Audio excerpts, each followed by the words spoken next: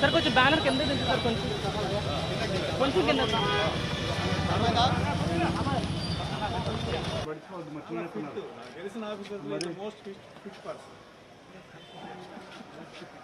ఆయన మమ్మల్ని ఫిక్స్ చేయట్లా స్టేడియం కట్టాలి కదా ఓల్డ్ పీపుల్ ఈయనే బెనిఫిషరీ రండి రమేష్ ఇంకా బెనిఫిషరీ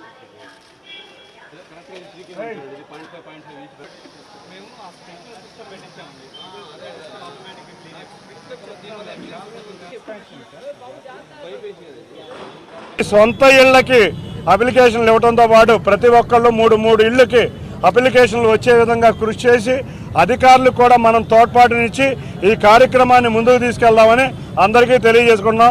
రాబోయే కాలంలో దేశంలోనే ఎన్టీఆర్ జిల్లా ఒక ముందుండాలని మన అందరి కోరిక. తప్పకుండా పేదల జీవితాల్లో వెలుగు చూడాలంటే తప్పకుండా ఈ సూర్యగారు అనేది మంచి కార్యక్రమం. ఈ కార్యక్రమాన్ని ప్రభుత్వం అధికారులతో కలిసి ముందుకు తీసుకెళ్దాం.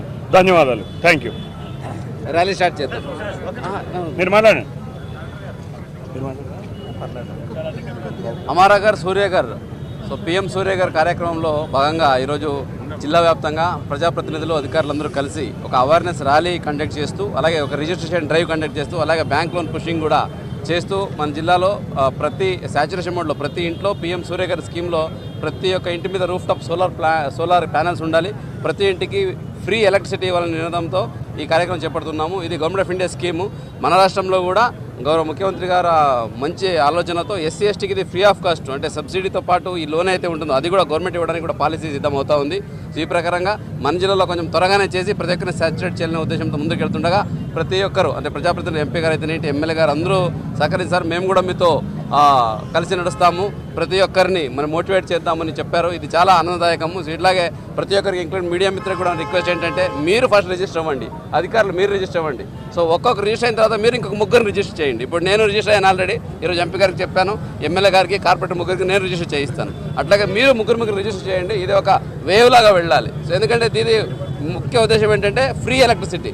సో ఒకసారి అది బిల్లు మీరు చూస్తే ఇన్స్టాల్ చేశాక నెక్స్ట్ మంత్ బిల్ 0 అయిపోతుంది. అంత చక్కటి కార్యక్రమం ఇది. ప్రతి ఒక్కరూ దీన్ని ఉపయోగం ఉందనేది కార్యక్రమం, ఈ కార్యక్రమం ఉద్దేశం. దానికి అందరూ సహకరించండి. ఈరోజు ర్యాలీలో అందరూ పాల్గొనాలని కోరుతున్నాను. Thank you. బ్యాంకు ఇప్పుడు 3 kV కనుక పెట్టాలనుకుంటే 78,000 సబ్సిడీ వస్తుంది, 20,000 బెనిఫిషరీ కాంట్రిబ్యూషన్ కట్టాలి. సో మిగతా 1,02,000 ఏదైతే ఉంటుందో ఇది బ్యాంక్ లోన్ ఇస్తుంది. బ్యాంక్ కూడా ఎస్బీఐ, యూనియన్ బ్యాంకు, అన్ని బ్యాంక్స్ కూడా మీరు బ్యాంక్ అది ఆన్లైన్లో పుష్ అవుతుంది. వాళ్ళు కూడా చాలా పాజిటివ్గా ఇస్తూ ఉన్నారు. మేము కూడా స్టేక్ హోల్డర్ కాన్సల్టేషన్ పెట్టినప్పుడు వాళ్ళు పాజిటివ్గా చెప్పారు. ఇప్పటికే దాదాపుగా మన జిల్లాలో 700 ఇళ్ళకి ఇన్స్టాలేషన్ జరిగింది. రాష్ట్రంలోనే ఇదే మన జిల్లాలో హైయెస్ట్ అయ్యింది అని చెప్పడం చాలా గర్వకారణం. కానీ అది సరిపోదు. మనం 2 lakhs టార్గెట్ పెట్టుకున్నాం కాబట్టి ప్రతి ఒక్కరూ ఇది ఇన్స్టాల్ చేయాలి. సో వచ్చే ఒక వీక్లో 2 వీక్లో ఒకే రోజులో 1000 ఇంట్లో సోలార్ ప్యానల్ ఇన్స్టాలేషన్ డ్రైవ్ కూడా పెట్టబోతున్నాము. దాన్ని కూడా మేమందరూ ఇన్వైట్ చేస్తాము. దానికి కూడా మీరందరూ సహకరించాలని కోరుతున్నాను. ముందు 3 kVకి 2,25,000 ఖర్చు అవుతుంది. ఆ 2,25,000లో 80,000 ప్రభుత్వం సబ్సిడీ ఇవ్వబోతుంది. ఈ 80,000 సబ్సిడీ కాకుండా ఒక బ్యాంకు లోను నిమిత్తం బ్యాంకు లీడ్ బ్యాంకర్లతో కూడా మాట్లాడటం జరిగింది. లీడ్ బ్యాంకర్లు అందరూ అమౌంట్ ఇవ్వడానికి సిద్ధంగా ఉన్నారు. కాకపోతే ఒకటే చెప్తున్నాం, ఇదేదో బ్యాంక్ లోన్ తీసుకుందాం అనేది కాదు. ఈ 3 kV చేయటం వల్ల ఎంతో కొంత పవర్ గ్రిడ్కి మనం విద్యుత్ సరఫరా చేయటం వల్ల ఆ ఇచ్చిన లోన్ అమౌంట్ కూడా మనకి సంబంధం లేకుండా పవర్ గ్రిడ్ నుంచి వచ్చిన డబ్బులతోనే కట్టేసుకోవడం జరుగుతుంది. కాబట్టి మీరు దీన్ని ప్రజలకి జాగ్రత్తగా వివరించాలి. ఎందుకంటే ఏదో బ్యాంక్ లోన్ తీసుకుని అన్నారు, ఏదో పెడుతున్నారని కాదు. ఏది కూడా లేకుండా చేతిలో ఇంటిలో మనం కట్టే కరెంటు ఛార్జీలు ఫ్రీ అవుతున్నాయి.